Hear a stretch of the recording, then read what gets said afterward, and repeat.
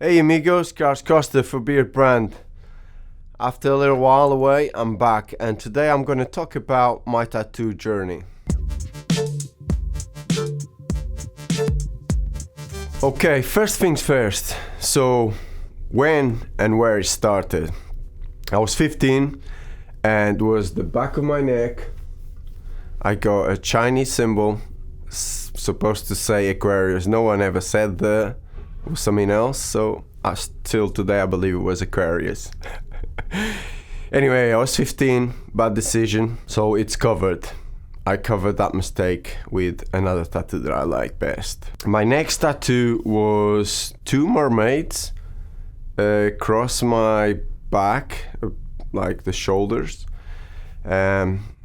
Also a mistake, I was 18. My third tattoo was my daughter's name when she was born, and I was 24 then. I didn't even know what type of letters I wanted to pick. It was something very rushed. I actually went out and celebrated my daughter's birthday, so I was kind of feeling hangover when I picked that. So yeah, let's go to 2010.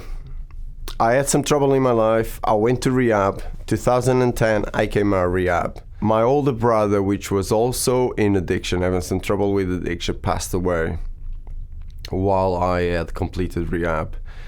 So I was like a few months clean and sober when my brother passed away. So I wanted to get a tattoo in memory of my brother, and I did, but I did maybe at the wrong time. Maybe I should have waited a little longer. I should have researched the artist, and yeah, I could have got a better result. Anyway, I got a tattoo and has a lot of sentimental value for me, and that's why I have not had it fixed, covered, or even touched. So anyway, with my brother and my daughter, a sleeve started. It's not the best tattoo I've got, but it's the most sentimental value tattoo I have. And like a lot of my other tattoos, I love it just as much, if not more. Let's now see the progression. I'm gonna just show you some pictures and talk you through it. Let's go back to 2010. There's a couple of pictures of me on the beach. As you can see, I've got a tattoo on my forearm, which is the name of my daughter. You can see on the back that I've got across my shoulder and on the back of my neck something tattooed. And that was the only tattoos I had till then, as I said before. So then, as you can see, a sleeve started on the side of my arm. I had two tattoos, then I got the whole of the arm tattooed, and then I got the Live and Let Die across my chest. The Live and Let Die, that was a different artist, and I did more research on that. So that guy was actually a script artist. That was his main thing. That's what he was specialized at. I had other tattoos made by him, and if you see the next image, when I had those guns and roses, shall I say. So then I had to cover my back tattoos that I didn't like, that I had when I was younger. So straight away after my chest piece, I asked that same guy to draw something to cover the tattoos on my back. So I gave the artist an idea, what I wanted. He drew it, I was happy with it, and I was gonna get it tattooed. This was 2011, and I was just like a year out of rehab, and I was just actually started my new job in a rehab. So things I had to consider was my job. I already had a tattoo showing in there, so I was getting a slightly bigger one. Was that going to be a problem?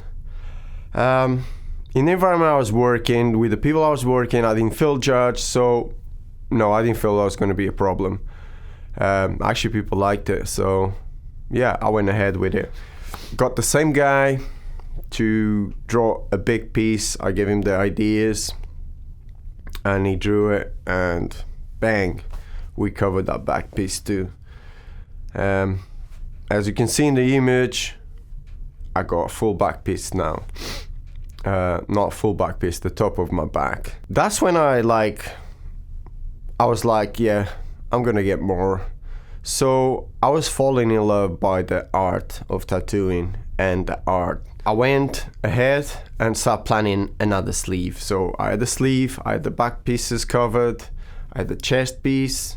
So this is 2012. I'm already growing my beard back. I decided to, with the same artist who did my chest piece and covered the back one, I decided to create a sleeve with him for this arm, which is, I'm really pleased with that too. We first did half of it, and I was starting to get some modeling jobs back then.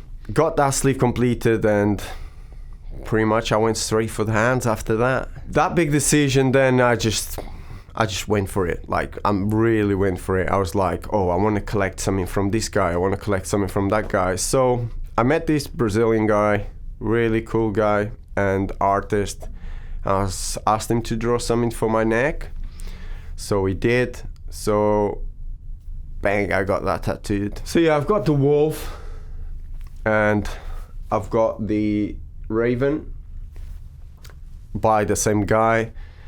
Amazing artist, and I really wanted to collect. So I first got that one when he was doing a guest spot in where I live, and then I met him again at a tattoo convention a year or so later. We also did a big piece, one of my favorites as well, for like a piece of art. It's the big wolf on my stomach. That was also done by the same guy. A lot of the tattoos I got after that was actually, some were planned far ahead, some were like, okay, let's collect one here. So I met my wife back in 2013. When we traveled, we were like, we wanted to get some memories, so we kind of searched an artist and found something to get tattooed. So then I got a dagger on the side. Then I had to get a axe on the other side, and I went to an artist I knew, the guy who did this sleeve. So anyway, all the pieces I started placing together. Then I found out from another guy, I worn it, I got on my leg, and even apprentices. I searched some apprentices, I went to some of the shops, and I was like, man, this kid is talented. And once you do the research, and you're happy with that person, you can go for it for sure. I did, and I got some amazing pieces from artists on my legs. I went for the back a few years ago, and I mixed some different styles. So I've got from traditional, neo-traditional, not so realistic, and realistic. I kind of broke the rules a lot of people come up with, that you kind of should stick to one style of tattooing. Yes, it looks amazing when you have all your body done in one style. But I wanted to collect so many different things. So I filled my body with lots of different art, and I'm happy with it. It's pretty much been like that. Also, my wife and I, every time we travel, we try to get some memory tattoos, as we just got one from Texas. But pretty much I've got very little space now, so I've been a bit more cautious what I'm getting on these free spaces, because there's not a lot left. So let's just give you a tour of everything else I've got.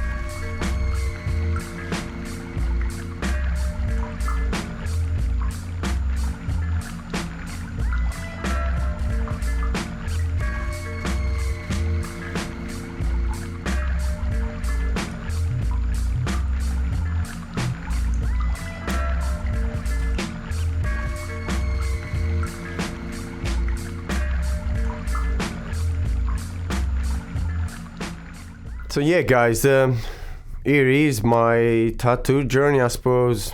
You know, I'll probably keep you all updated once I get my neck tattooed finished, which is supposed to come up here So at some point you might see me with a really short beard.